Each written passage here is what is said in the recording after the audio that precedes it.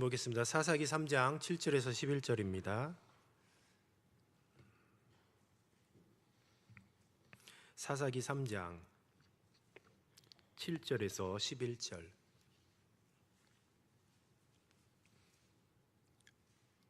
한 절씩 교독하겠습니다. 이스라엘 자손이 여호와의 목전에 악을 행하여 자기들의 하나님 여호와를 잊어버리고 바알들과 아세라들을 섬긴지라. 여호와께서 이스라엘에게 진노하사 그들을 메소보사미아 왕 구라리사람 손에 파셨으므로 이스라엘 자손이 구산 리사다임을 8년 동안 섬겼더라. 이스라엘 자손이 여호와께 부르짖음에 여호와께서 이스라엘 자손을 위하여 한 구원자를 세워 그들을 구원하게 하시니 그는 곧 갈렙의 아우 그나스의 아들 온니엘이라. 여호와의 영이 그에게 임하셨으므로 그가 이스라엘의 사사가 되어 나서 싸울 때에 여호와께서 메소보다미아 왕 구산 리사다임을 그의 손에 넘겨주심. 온니엘의 손이 구산 리사다임을 이기니라. 그 땅이 평온한 지 40년에 그나스의 아들 온니엘이 죽었더라. 아멘. 잘하는 것과 성숙한 것이라는 제목으로 말씀을 증거하도록 하겠습니다. 오늘은 6월 25일입니다. 아마 잘 아시는 것처럼 6.25 전쟁이 있었던 날입니다. 1950년 6월 25일에 북한군이 38선 전역에 걸쳐서 기습적으로 대한민국을 침공하여서 발발된 전쟁입니다.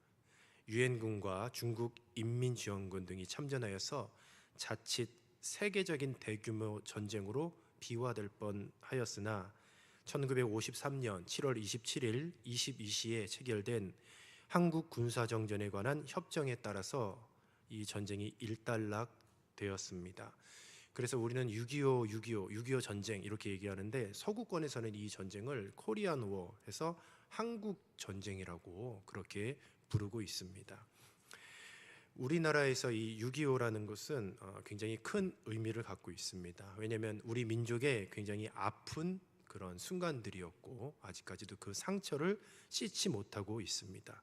이 한민족 역사상 가장 참혹했던 전쟁 하면 6.25를 꼽을 수가 있어요. 우리나라뿐만 아니라 세계 곳곳에 또 많은 군인들이 이렇게 참여를 해서 양측 300만 명이 사망을 했던 엄청난 전쟁이었습니다. 이로 인해서 남북이 서로 지금 반목하고 증오하고 질시하는 비극적인 역사가 75년째 계속 지속되고 있어요. 우리가 6.25 전쟁이 발발한 지 75주년째입니다. 그리고 무엇보다도 그 결과로 보자면 아직까지도 2,500만 명의 북한 동포들이 이 김씨 왕조의 노예가 돼서 주체 사상의 굴레에 벗어나지 못하고 특별히 20만 명이 지금도 짐승만도 못한 학대와 고문, 처형의 공포 속에서 죽지 못해서 살아가는 정치범 수용소가 운영되고 있습니다. 그리고 3만 명이 넘는 탈북자가 지금 우리나라에 있고요. 그래서 21세기 새로운 이산 가족이 지금 이 탈북자라고 보시면 돼요. 김정은 3대 세습 폭정으로 북한 주민들을 노예로 만든 것도 부족해서 지금 핵과 대량 살상 무기로 지금 우리 동족을 겁박하고 있습니다.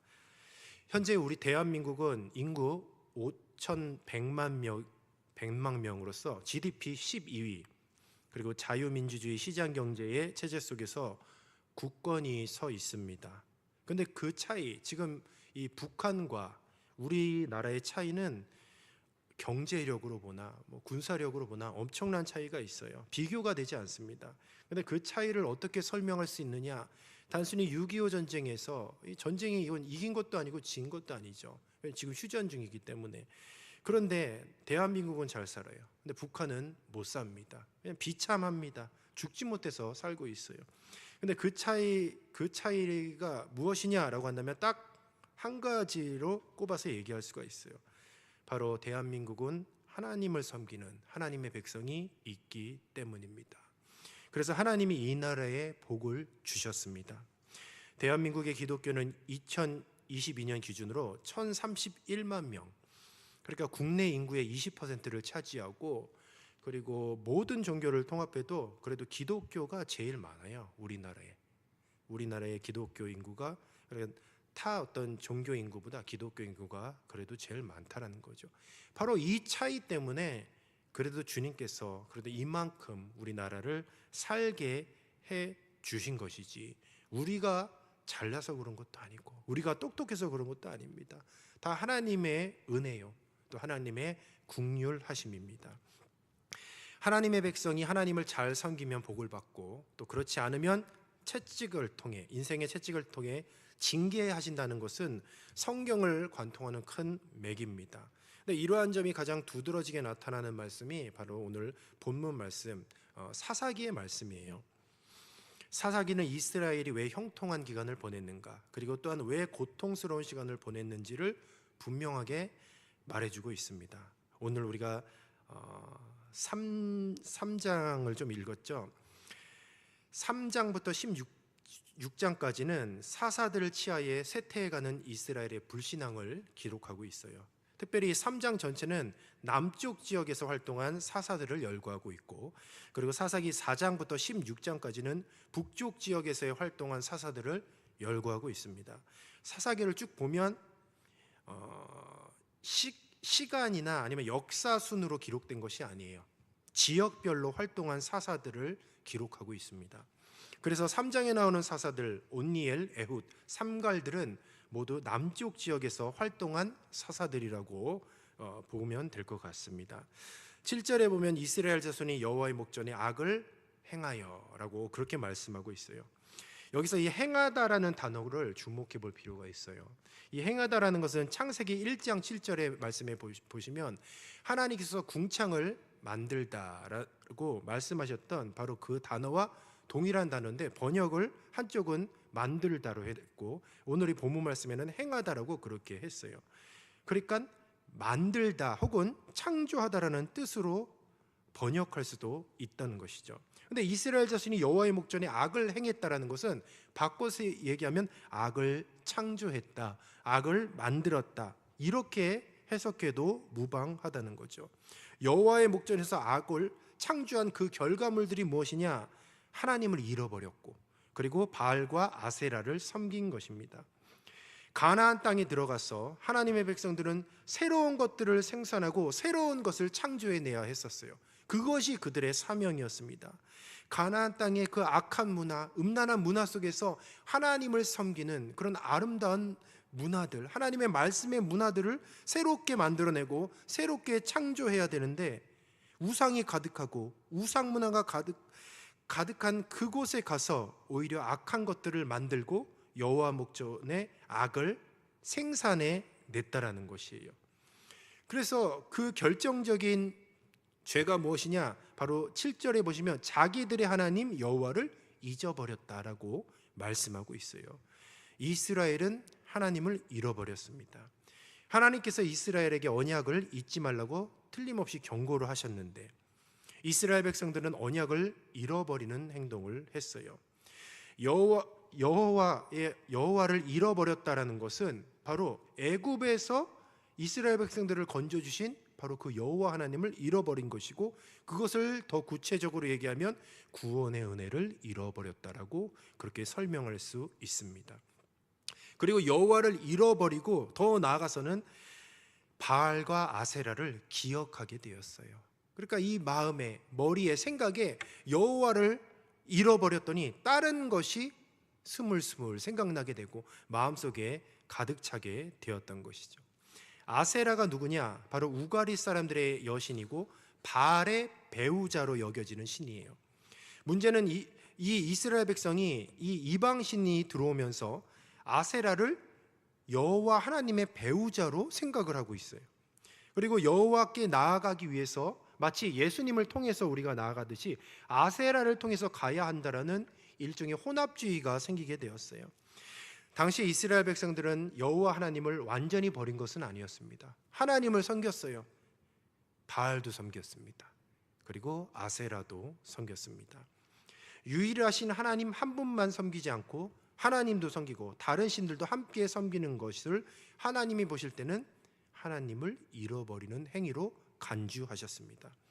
마치 오늘날 우리가 주일날 목사님을 통해 설교 듣고 또 안수기도도 받고 또 뭐 중요한 일 있으면 점도 보러 가고 그리고 좀 어려운 일 있으면 굿도 좀 하고 절에 가서 비빔밥도 먹고 토요일날 성당 가서 미사 드리고 다시 주일날 와서 말씀 듣고 이렇게 신앙생활하는 것과 별반 다를 바가 없어요.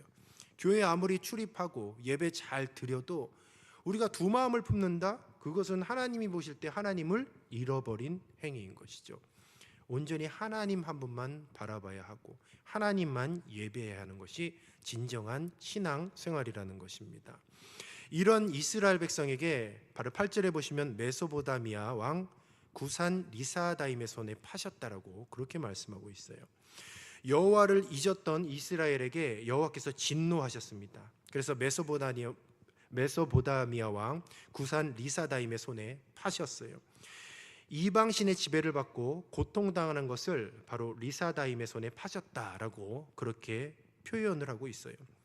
하나님이 어떻게 하나님의 백성을 파신대라고 얘기할 수 있지만 여호와를 이스라엘 백성들이 여호와 하나님을 먼저 팔았어요. 그렇기 때문에 하나님이 그의 손에 파신 것입니다. 여호와 하나님, 그 가장 가치 있으시고 존귀하신 분인데 헌신짝처럼 팔아버렸어요. 그것도 아주 헐값에 하나님을 가치 없이 여겼습니다. 더 이상 그들에게 있어서 삶은 가치가 없어요. 하나님께 드리는 예배는 아무런 상관이 없습니다. 그냥 온갖 우상들보다 더 가치가 없어졌어요.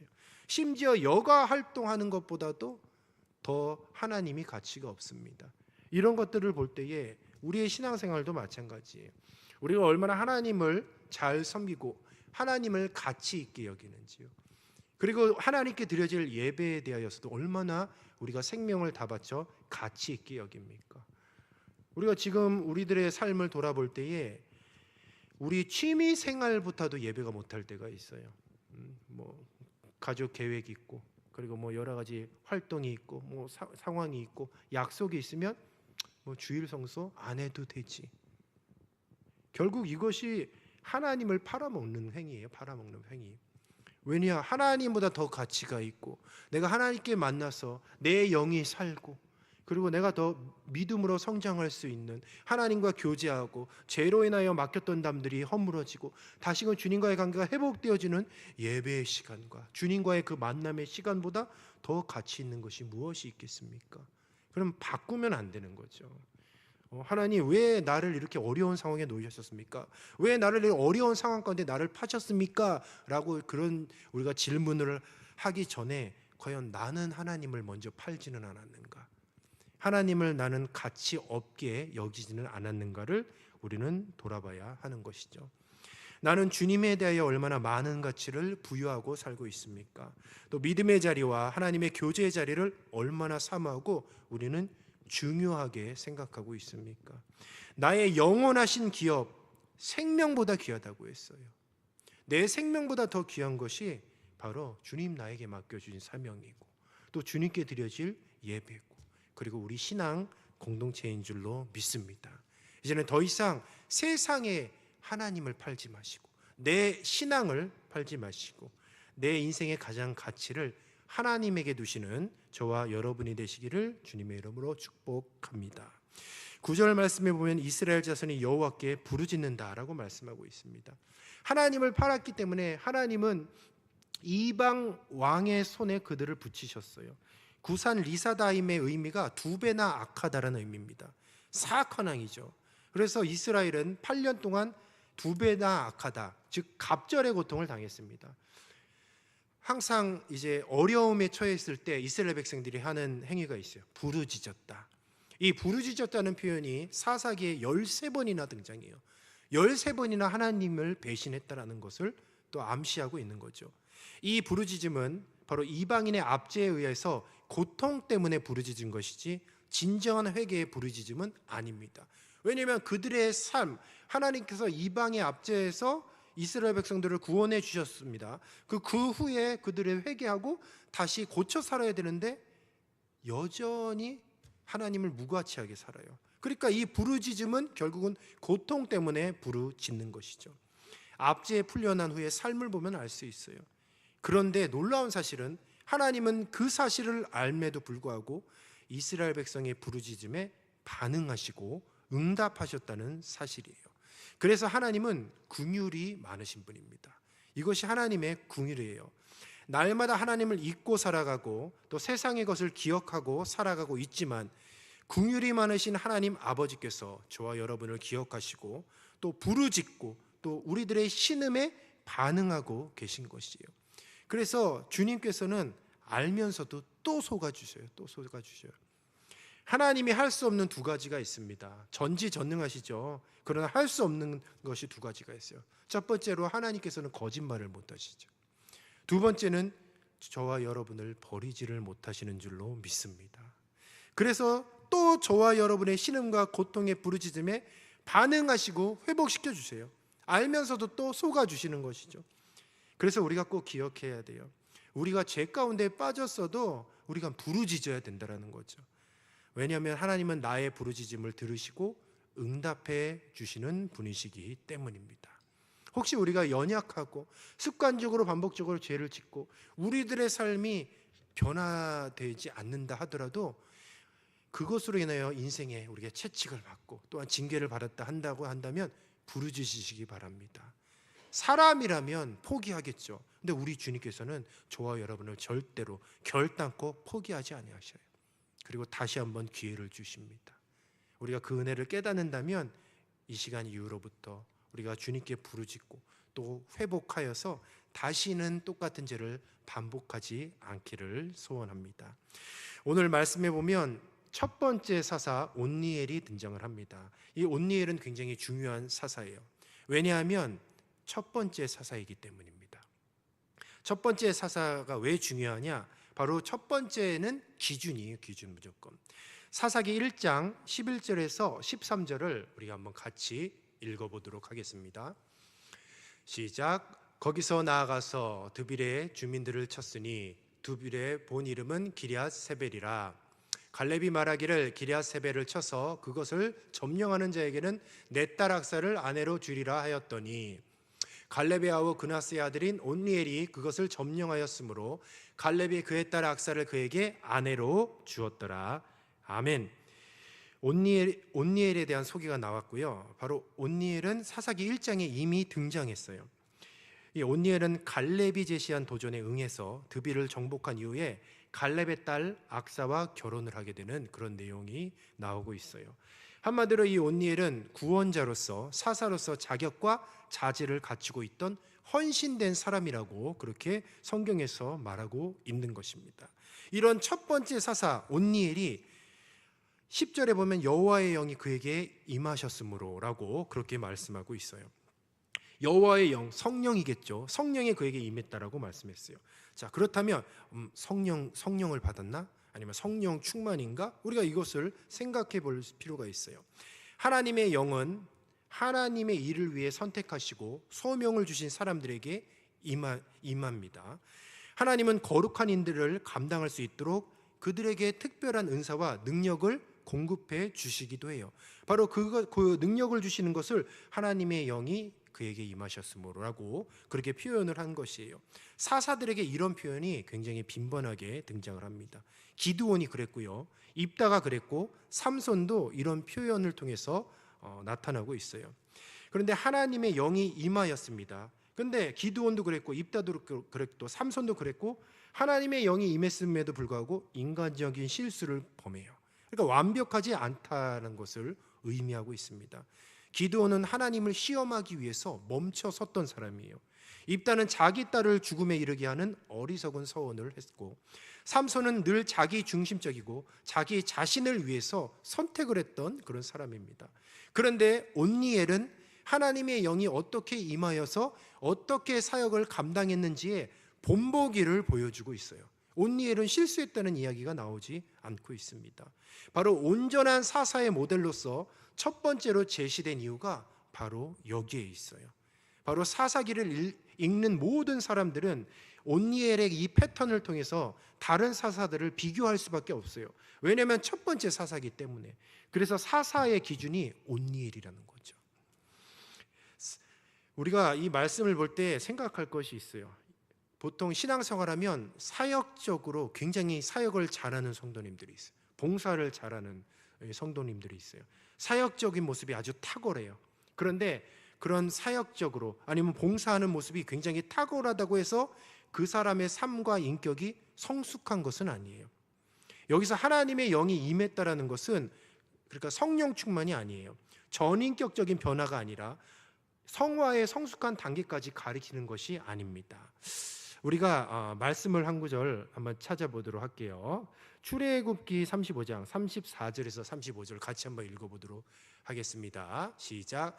또 그와 단지파 아히사막의 아들 오홀리압을 감동시키사 가르치게 하시며 지혜로운 마음을 그들에게 충만하게 하사 여러 가지 일을 하게 하시되 조각하는 일과 세공하는 일과 청색, 자색, 홍색 실과 가는 배실로 수놓은 일과 짜는 일과 그 외에 여러 가지 일을 하게 하시고 정교한 일을 고안하게 하셨느니라.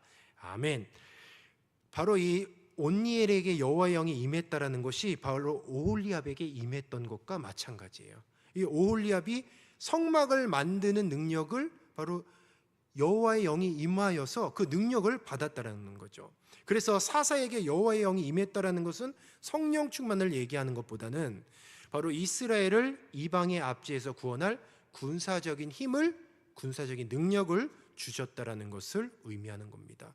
주님께서 능력을 주시고 재능을 주시고 달란트를 주셨습니다. 저와 여러분에도 그런 능력을 주셨어요. 사역을 하고 봉사를 하고 너무 잘해요. 능수능란하게 합니다. 그런데 우리가 사역을 잘한다고 또 봉사를 잘한다고 자신이 거룩하다고 착각하면 안 되는 거예요. 교회의 시스템에 잘 적응하여서 교회 안에서 여러 가지 일들을 순조롭게 헤쳐나간다고 내 신앙 인격이 온전한 것이 아니에요. 오히려 내가 봉사 열심히 하는 것, 봉사 잘하는 것과 신앙이 별개일 수가 있다는 거예요. 하나님께서 그 일을 감당할 수 있는 능력과 감동을 주신 것이죠. 기능을 주신 것이죠. 근데 그것을 자칫 신앙의 성숙으로 착각을 하는 거죠. 그래서 교회 일을 잘한다고 해서 신앙의 성숙이 이루어지는 게 아니에요. 내가 교회 잘하고 봉사 잘하고 이게 뭐냐면 익숙해지는 거죠. 자주 하다 보면 잘하게 돼 있어요. 그런데 10년 다니고 20년 다니고 교회 일을 많이 하면 교회의 문화를 알고 시스템을 잘 알아요. 그러면은 능수능란하게 잘하죠. 그러면 주변에서도 신앙 좋네, 신앙 좋아요, 열심히네. 마치 그 얘기를 듣고 내가 마치 신앙 성숙한 것처럼 그렇게 여겨진다는 거죠. 그런데 얼마나 많은 성도들, 교육자들이 바로 여기서 넘어지는 거예요. 사역을 잘하고 막 어마어마한 그런 부흥을 일궈놓은 위대한 그런 사역의 위대한 일을 이뤄놓고 마지막 때에 윤리적으로 미끄러져서 미성숙해서 마지막에 미끄러져서 이렇게 넘어지는 그런 성도들, 또 주의 종이 얼마나 많이 있습니까? 그러니까 우리는 속으면 안 돼요. 교회 일 잘해도 신앙의 성숙을 위해서 끊임없이 기도해야 할 줄로 믿습니다. 이것에 다르다는 거예요. 다르다. 사사도 마찬가지였습니다. 하나님께서 특별한 재능을 주시고 달란트를 주시고 능력을 주셨어요. 다른 사람들이 범접하지 못하는 어마어마한 능력입니다. 삼손을 보십시오. 얼마나 큰 능력을 주셨습니까? 그러나 그 인격 신앙의 성숙과는 상관이 없었던 거죠.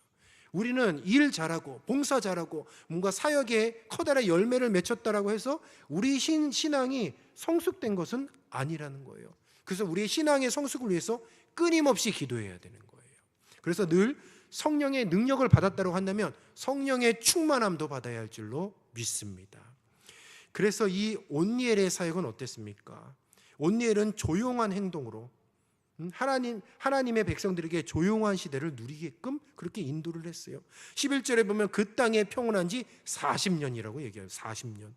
온니엘은 5줄밖에 되지 않아요. 삼손도 이따도 기드온도 보십시오. 분량이 어마어마하잖아요. 근데 온니엘은 딱 5절이에요. 그런데 그는 40년 동안 조용하고 평안하게 나라를 이끌어 나갔다는 거죠. 온니엘이 직분을 감당하던 그 시대는 오직 한 문장의 전쟁 보고만 있었을 뿐입니다. 어떤 활기찬 모습, 활동 그런 것들은 전혀 서술되어 있지 않아요. 그러나 온니엘은 사사의 롤모델로 보여주고 있습니다. 여호수아 11장 23절에 보면 이와 같이 여호수아가 여호와께 모세에게 말씀하신 대로 그 온 땅을 점령하여 이스라엘 지파의 구분에 따라 기업으로 주매 그 땅에 전쟁이 그쳤더라라고 말씀하고 있어요. 항상 이스라엘에게 벌인 모든 가나안 전쟁에 목표가 있습니다. 그 목표가 무엇이냐? 바로 하나님께 사용되는 그 사사를 통해서 하나님의 백성들은 전쟁에 나서서 그 전쟁을 이끌게 하시고, 그 사사를 통해서 궁극적인 목적은 결국은 이스라엘을 평화로 이끄는 거예요. 평화로. 이런 점에서 온니엘은 군더더기가 없었어요. 그냥 하나님의 영이 임했고 전쟁을 해서 40년 동안 평온하게 그렇게 나라를 이끌었다는 거죠. 하나님의 영이 임하여서 특별한 재능을 주셨다고 한다면 교회 공동체가 평안하도록 도와야 할 줄로 믿습니다. 주님의 사역이 순조롭게 이루어지도록 겸손히 쓰임받아야 되는 것이에요. 온니엘의 사역은 5절밖에 되지 않아요. 기드온과 삼손 사사 기록을 보면 분량이 방대합니다. 그런데 분량이 적다고 절대로 온니엘의 사역을 평가절하할 수가 없어요. 그는 조용히 자신을 드러내지 않고 하나님이 주신 재능과 능력으로 이스라엘 40년 동안 평온하게 되는데 아주 귀하게 쓰임받는 정말로 귀한 믿음, 사사의 표준이 되는 그런 롤 모델이 되었다라는 거죠. 오늘 말씀을 통하여서 정말 중요한 것이 무엇이냐? 결국은 우리 영적인 성숙이 중요하다라는 거예요. 어떤 눈에 보여지는 그런 봉사하고 사역하고 무엇인가 보여지는 것도 중요하죠. 뭐 사역하는 것, 봉사하는 것이 나쁜 게 아니에요. 얼마나 중요합니까? 교회를 이루어가기 위해서 반드시 필요한 것인데 그것만큼 중요한 것, 오히려 그것보다 더 중요할 수도 있는 우리 각자 내면의 인격의 영적인 성숙이 더 중요하다는 거예요. 같이 가야 되는데 한쪽으로 치우쳐 있으니까 마지막 때 미끄러지는 거예요. 마지막 때 신앙생활 잘하는 것처럼 보이다가 마지막 때 미끄러진다고요. 이런 측면에서 신앙의 성숙에 우리는 치열하게 싸우고 애써야 되는 것이에요. 끝으로 신앙의 성숙이 굉장히 중요하다는 것을 말씀드리며 제가 간증문 하나를 좀 읽어드리고 마치도록 하겠습니다. 이 간증문은 제자 훈련을 끝내고 전부 다 이렇게 간증문을 이제 쓰기로 했었거든요. 청년 제자 훈련 수료 헌신 예배가 51주년 이제 주일 예배 오후 2시에 있는데 우리 성도님 꼭 많이 참석해 주셔서 등 떠들여 주시고 좀 수고했다고 격려해 주시기를 부탁드리도록 하겠습니다. 제가 이렇게 간증문을 읽었는데 뭉클뭉클했어요. 왜냐하면 성장이 있었기 때문에. 성장이. 우리가 동원교회 51주년이잖아요. 51주년이 무엇을 의미합니까? 51년 동안 우리의 신앙이, 우리의 인격이 성장한 줄로 믿습니다. 그렇다면 우리 믿음의 다음 세대들도 가장 그들에게 중요한 게 무엇입니까? 그들의 신앙 성장이 가장 중요하죠. 그래서 저도 이 자리에 있는 것이고, 그리고 우리 성도님들도 우리 지체들을 위해, 우리 믿음의 다음 세대들을 위해 기도해 주시기를 부탁드리도록 하겠습니다. 제가 이 한 자매의 간증문인데요. 왜 이 간증문을 읽느냐면 제일 막내예요, 막내. 이제 고3이었다가 이제 막 청년부 들어와서 한참 막 적응하기 바쁜 그 자매가 이제 수료를 하고 이제 간증문을 작성을 했는데 같이 은혜를 나누려고 합니다. 잠깐 읽어드릴게요. 이아린 자매고요. 네, 읽어드리겠습니다. 이 글을 작성하기까지 참 많은 망설임이 있었습니다. 돌이켜보면 저는 하나님 앞에서 떳떳하게 신앙생활을 해왔다고 말할 수 없는 사람이기 때문입니다. 오히려 긴 시간 하나님을 멀리하고 교회를 떠났던 사람이었습니다. 기억에도 없는 아주 오래전부터 교회는 제 곁에 있었습니다. 예배는 매주 드렸고 말씀도 들었습니다. 하지만 지금 생각해보면 그 시간들은 제가 믿는 것이 아니라 익숙했던 시간이었습니다. 믿음은 부모님이 마련해 주신 환경 속에서 그냥 주어진 것이고 제 마음 깊이 새긴 선택이나 기쁨은 아니었습니다. 익숙해진 것이 문제였을까? 중학생이 되고 나서 세상의 분위기와 친구들의 말에 더 귀를 기울이기 시작했습니다. 그러면 하나님은 제 마음속에서 점점 멀어졌습니다. 교회에서 하나님을 믿는 나와 세상에서 하나님을 믿지 않는 나 두 가지 사이에서 방황하다가 고민이 생겼습니다. 일주일 내내 하나님을 잊은 채 살아가다 주일이 되면 회개할 것이 너무 많은 저에게 하나님이 내리실 엄벌이 두려워 교회를 떠났었습니다. 그 이후로 몇 년이 지나 20살이 되어 동원교회 청년부에 다시 발걸음하게 되었습니다. 마음이 빈곤해 살아갈 의미를 잃었던 때에 부모님께 무엇을 위해 사냐고 여쭤보았습니다. 부모님께서는 내가 사는 것이 아니라 하나님이 나를 사라지게 하신다라고 하셨습니다. 처음에는 단지 호기심이었습니다. 도대체 하나님이 누구길래 이런 호기심으로 교회를 돌아와 하나님이 어떻게 사람을 살리는지 궁금해 제자훈련에 신청했습니다. 솔직히 제가 잘할 수 있을 거라 기대하지 않았습니다. 큐티도 하지 않은 날이 하는 날보다 더 많았고 새벽 기도도 나가다가 말고 목사님과 제자훈련을 할 때에도 알아듣기 어려운 말이 많았습니다. 많이 부끄럽지만 말씀을 읽을 때 시편을 어떻게 읽어야 하는지도 몰랐습니다. 그만큼 하나님을 모르고 있다는 사실이 훈련을 통해 드러났습니다. 그럼에도 불구하고 하나님은 목사님과 청년부 지체들을 통해서 그런 저를 책망하지 않으셨습니다. 오히려 말씀을 통해 차근차근히 저를 이끌어 가셨습니다. 10과 내 안에 거하는 죄를 공부하면서 로마서 7장을 읽었습니다. 바울은 말합니다. 내가 원하는 바 선은 행하지 아니하고 도리어 원하지 아니하는 바 악을 행하는도다. 신앙생활을 하고 예수님을 만났으며 충성 봉사하던 바울조차 계속 죄와 싸우며 괴로워했던 사실이 제 마음이 깊이 반응했습니다.